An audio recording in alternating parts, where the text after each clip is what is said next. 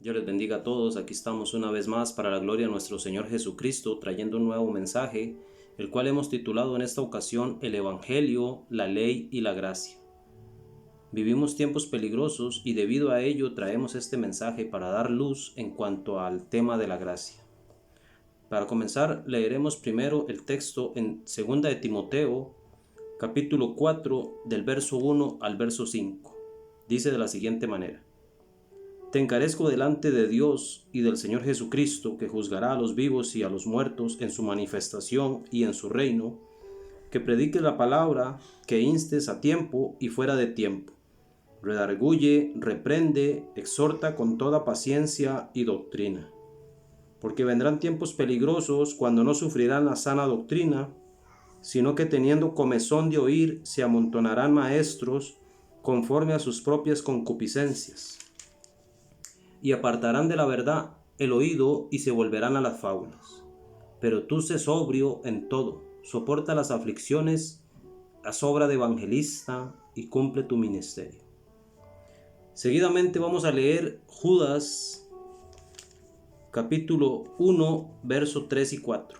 Dice de la siguiente manera: Amados, por la gran solicitud que tenía en escribiros acerca de nuestra común salvación, me ha sido necesario escribiros y exhortaros que contendáis ardientemente por la fe que ha sido una vez dada a los santos. Porque algunos hombres han entrado encubiertamente, los que desde antes habían sido destinados para esta condenación, hombres impíos, que convierten en libertinaje la gracia de nuestro Dios y niegan a Dios el único soberano y a nuestro Señor Jesucristo. Entonces aquí el apóstol Judas nos insta a contender ardientemente por la fe que una vez ha sido dada a los santos. Y en base a estos textos es que queremos traer este mensaje en esta hora. Vamos a estar dando inicio a la lectura del tema y vamos a ir a Apocalipsis capítulo 22, verso 14. Dice de la siguiente manera: Bienaventurados los que lavan sus ropas, para tener derecho al árbol de la vida, y para entrar por las puertas en la ciudad. Sin duda alguna, todas las doctrinas y enseñanzas deben tener como meta la salvación del alma. Y en base a esto es que hablaremos de la gracia. Este texto que acabamos de leer en Apocalipsis dice: Bienaventurados los que lavan sus ropas, para entrar por las puertas. Entonces acá surge una pregunta: ¿cómo puedo lavar mis ropas? ¿O cómo puede el hombre lavar sus ropas para entrar por esa ciudad?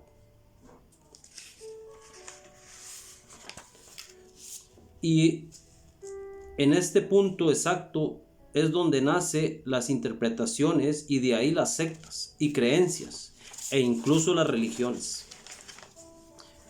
promoviendo formas distintas, las cuales según cada quien es la manera correcta para poder entrar a esa salvación. Que en esta ocasión solo tocaremos dos puntos. Hay muchos temas de los cuales la gente muchas veces hace alarde o habla como un requisito para entrar. Pero ahora tocaremos solo dos puntos importantes. Uno en base a la ley y la gracia. Todo esto bajo el marco de lo que es el Evangelio de nuestro Señor Jesucristo. Y para hablar primero de la ley, tenemos que definir qué es la ley. Y lo definiremos de la siguiente manera: son mandamientos y estatutos. Vamos a ver en Deuteronomio capítulo 27,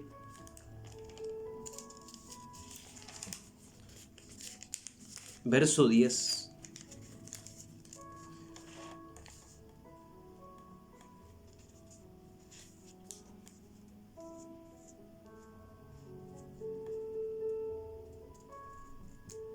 Dice de la siguiente manera: Oirás pues la voz de Jehová tu Dios y cumplirás sus mandamientos y sus estatutos que yo te ordeno hoy.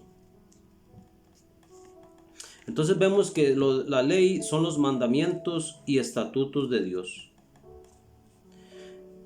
La primera pregunta que debemos hacer es, ¿podría alguien salvarse por guardar la ley? Esa pregunta se la tiene que hacer usted mismo y pensar si el hombre puede salvarse mediante la ley. Si la respuesta de alguien fuera que sí,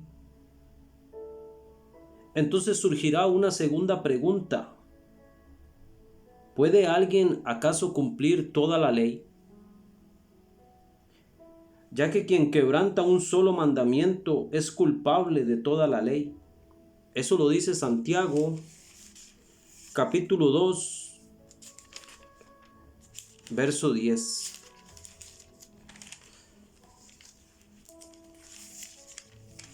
Santiago capítulo 2, verso 10 dice de la siguiente manera: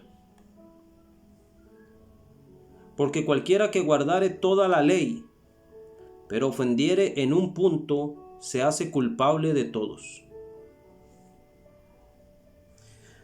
Si alguien quebranta la ley, ¿cómo pues podrá justificarse luego delante de Dios? En el caso que usted crea que a través de las obras de la ley será justificado para con Dios. Una vez que quebrantó uno de esos mandamientos, ¿cómo usted podrá justificarse?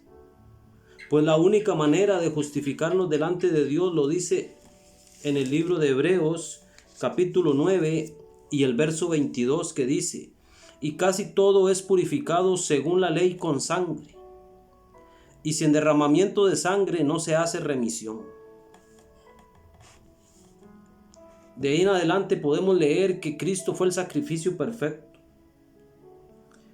Entonces, sin derramamiento de sangre no se hace remisión. Y la pregunta es, ¿qué es remisión? Dice que la remisión es librar a una persona de una obligación, de un dolor o de una situación penosa.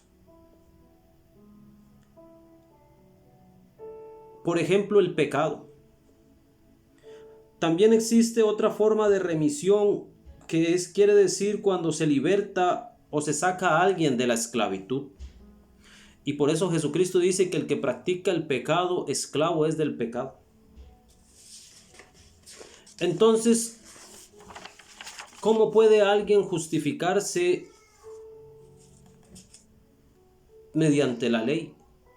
Cuando la quebranta, no existe ahora un método mediante el cual pueda presentar un sacrificio para ser redimido. Ahora, sabiendo que la ley fue dada al pueblo de Israel como señal de un pacto, la pregunta es, ¿pudo el pueblo guardar ese pacto? Porque un pacto se hace entre dos, y cuando alguno lo quebranta, el pacto se quebranta. Veamos Jeremías capítulo 31, versos 32 al 34. Jeremías capítulo 31, del verso 32 al 34 dice de la siguiente manera. Preste mucha atención. No como el pacto que hice con sus padres el día que tomé su mano para sacarlos de tierra de Egipto. Escuche, porque ellos invalidaron mi pacto, aunque yo fui a ellos un marido para ellos, dice Jehová. En el verso 33 dice, pero este es el pacto que haré con la casa de Israel después de aquellos días, dice Jehová. Daré mi ley en su mente y la escribiré en su corazón, y seré a ellos por Dios y ellos me serán por pueblo. Y no enseñará más ninguno a su prójimo, ni ninguno a su hermano diciendo, conoce a Jehová, porque todos me conocerán desde el más pequeño de ellos hasta el más grande, dice Jehová. Porque perdonaré la maldad de ellos y no me acordaré más de sus pecados. Es muy importante que tenga este texto en mente, porque acá el Señor nos dice a través de Jeremías que Él hará un nuevo pacto. Y para esto quiero llevarlos al libro de Lucas, capítulo 22 y verso 20. Preste mucha atención a este verso que dice de la siguiente manera: de igual manera, después de que hubo cenado, tomó la copa diciendo: esta copa es el nuevo pacto en mi sangre, que por vosotros es derramada. Escuche. De igual manera, después que hubo cenado, tomó la copa diciendo: esta copa es el nuevo pacto. Y Jeremías decía que Dios iba a hacer un nuevo pacto. Jesús dice: este es el nuevo pacto en mi sangre, que por vosotros es derramada. Acá Jesucristo nos dice claramente que ese nuevo pacto es en la sangre de Él, que será derramada por vosotros.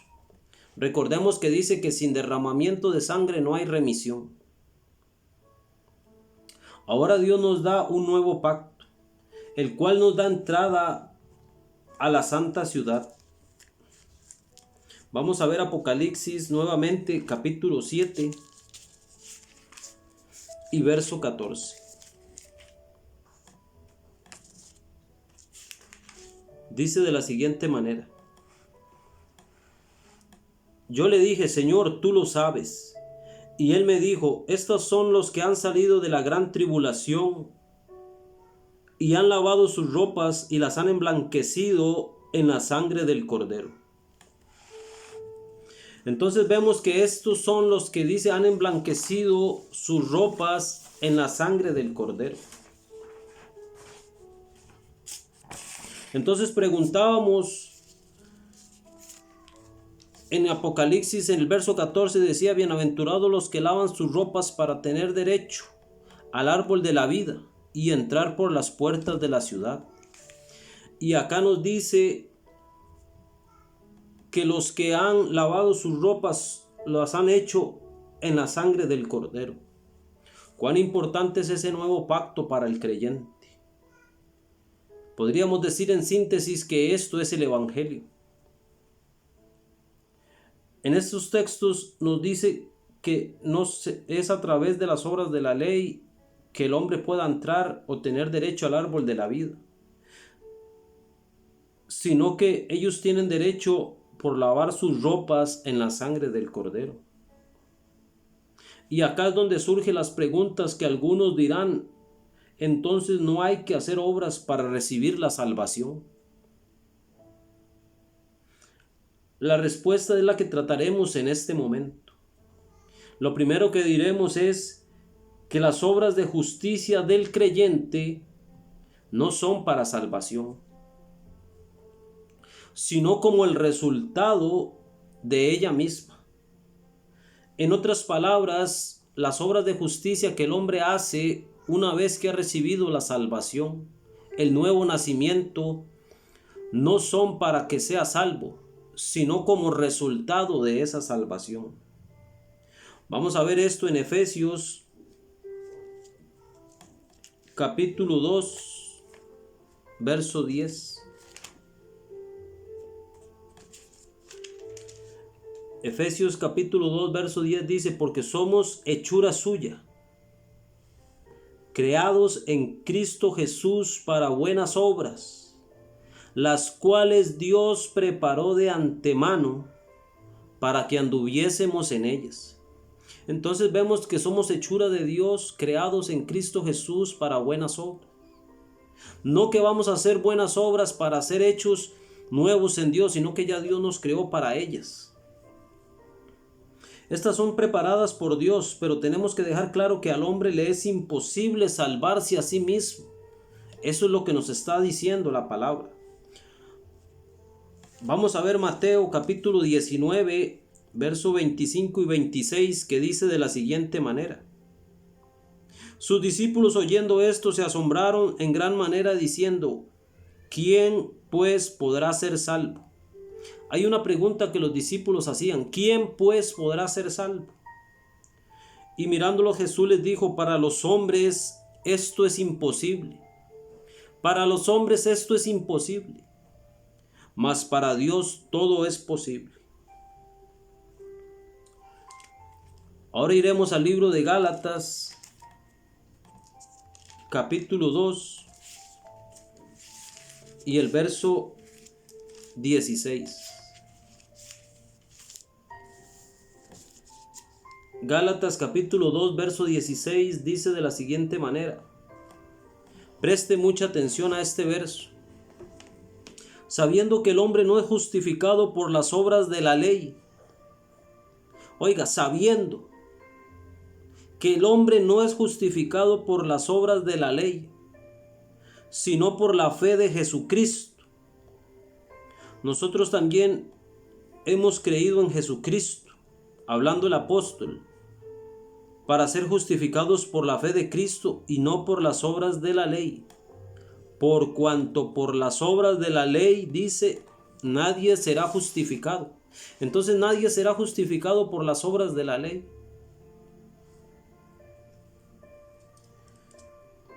El apóstol escribe inspirado por el Espíritu Santo y deja claro que por las obras de la ley nadie será justificado. Ahora quiero que vayamos al libro de Romanos, capítulo 7. Leeremos el verso 1 y después del 4 al 6. Dice de la siguiente manera. Preste mucha atención. ¿Acaso ignoráis? O sea, el apóstol dice, ustedes ignoran, hermanos, pues hablo a los que conocen la ley. Le está hablando al pueblo judío, a los que conocen la ley. Y les dice que la ley se enseñorea del hombre entre tanto que éste vive. Porque la mujer casada está sujeta por la ley al marido mientras éste vive. Aquí Pablo hace una analogía comparando cómo una persona está sujeta a la ley mientras hay vida y una vez que la persona muere, la persona queda libre de la ley. Entonces él hace la comparación porque la mujer casada está sujeta por la ley al marido mientras éste vive. Como cuando dice el padre o el pastor o el abogado hasta que la muerte los separe. Entonces sabemos que en la muerte hay una separación. Porque la mujer casada está sujeta por la ley al marido mientras éste vive. Pero si el marido muere, ella queda libre de la ley del marido. Así que si en vida el marido se uniere así que si en vida del marido se uniere a otro varón, será llamada adúltera. Pero si su marido muriere, es libre de esa ley, de tal manera que si se uniere a otro marido, no será adúltera. Así también vosotros, hermanos míos, dice el apóstol, habéis muerto a la ley. Entonces dice, así nosotros hemos muerto a la ley mediante el cuerpo de Cristo, para que seáis de otro, del que resucitó de los muertos, a fin de que llevemos fruto para Dios.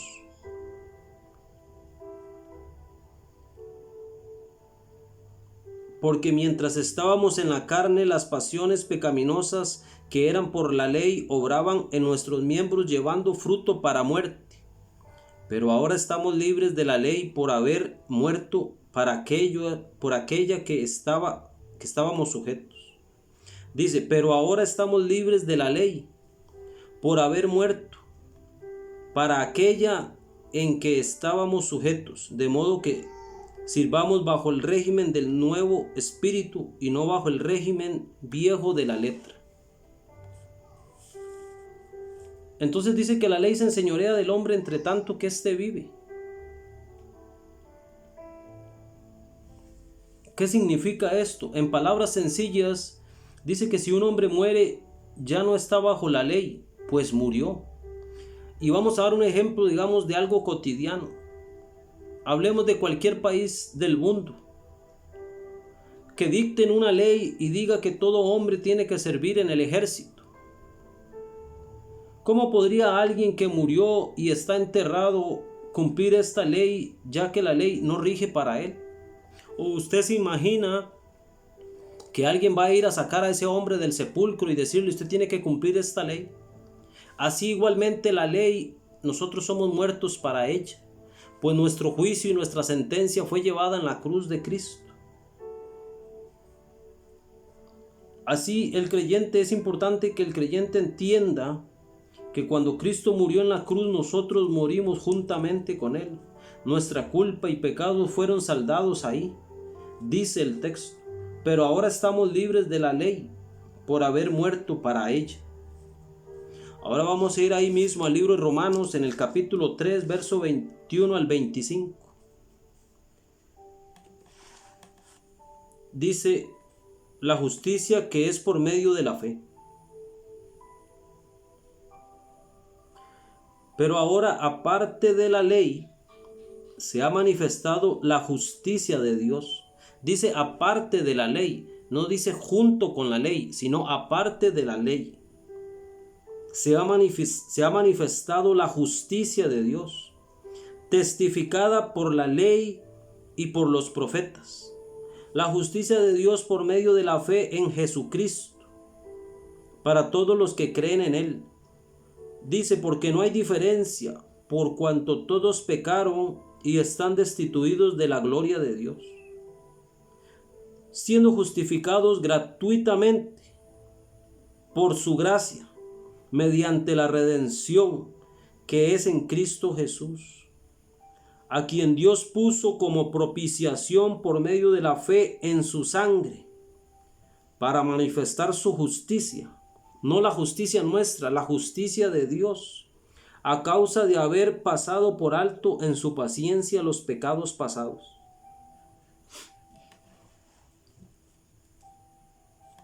Ahora, aparte de la ley, dice, siendo justificados gratuitamente por su gracia, mediante la redención que es en Cristo Jesús, a quien Dios puso como propiciación por medio de la fe, dice, en su sangre.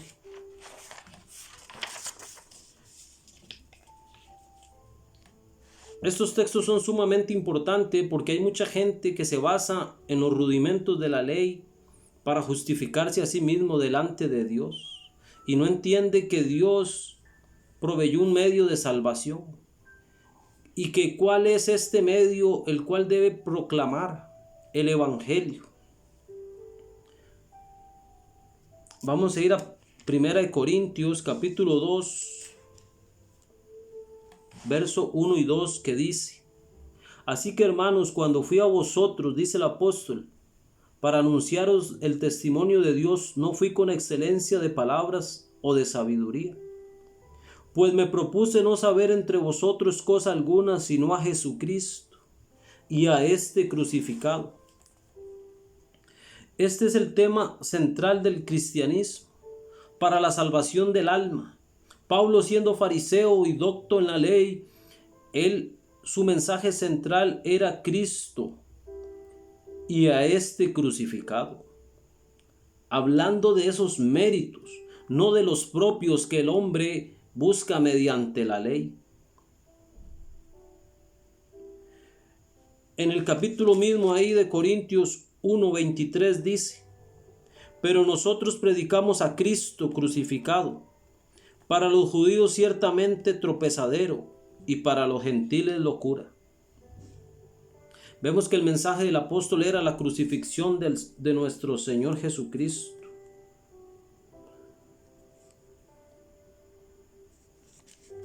¿Por qué el apóstol predicaba esto?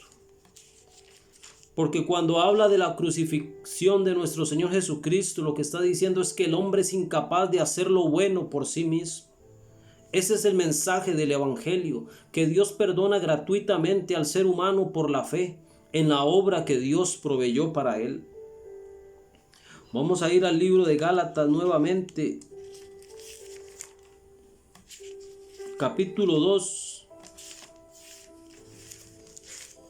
verso del 18 al 21. Dice así, escuche, esto es muy importante. Dice: porque si las cosas que destruí, las mismas vuelvo a edificar, transgresor me hago. Porque yo por la ley soy muerto para la ley, a fin de vivir para Dios. Con Cristo estoy juntamente crucificado, y ya no vivo yo, mas vive Cristo en mí. y lo que ahora vivo en la carne lo vivo en la fe del Hijo de Dios, el cual me amó y se entregó a sí mismo por mí. No desecho la gracia de Dios, pues si por la ley fuese la justicia, entonces por demás murió Cristo. Cuando el hombre trata de justificarse a sí mismo por las obras de la ley, está desechando el sacrificio de nuestro Señor. Y dice que si las cosas que destruí, las mismas las vuelvo a edificar, me hago transgresor. Hablando de aquellos que una vez creyeron en la gracia de Dios, pero luego querían volver a las obras de la ley para justificarse delante de Dios. Nos dice que nosotros, que con Cristo fuimos crucificados, o sea, nuestra sentencia en cuanto a la ley y en nuestra culpa quedó en la cruz. No podemos desechar esa gracia de Dios que Jesús pagó por nosotros. Colosenses capítulo 2, versos 13 y 14 dice: y a vosotros, estando muertos en pecados y en la incircuncisión de vuestra carne, os dio vida juntamente con él, perdonándoos todos los pecados, anulando el acta de decretos que había contra nosotros, que nos era contraria, quitándola de en medio y clavándola en la cruz.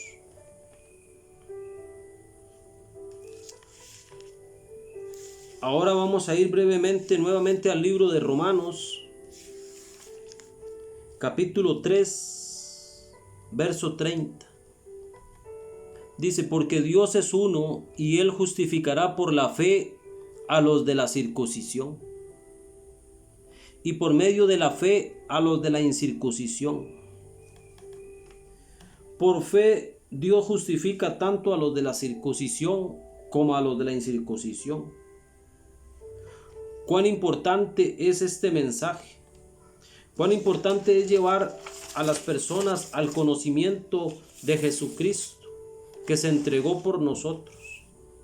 Eso en esencia es el Evangelio. El Evangelio dice que es aparte de la ley. Espero que este mensaje haya sido de bendición para su vida, que usted pueda comprender que el hombre le es imposible justificarse a sí mismo y que solamente a través de Jesucristo podemos recibir perdón, pues sin derramamiento de sangre no hay remisión de pecados. Eso en esencia es el Evangelio. Dice: el que creyere no será avergonzado. Hasta acá el mensaje. Dios les bendiga a todos. Nos vemos en un próximo video, si Dios lo permite. Bendiciones.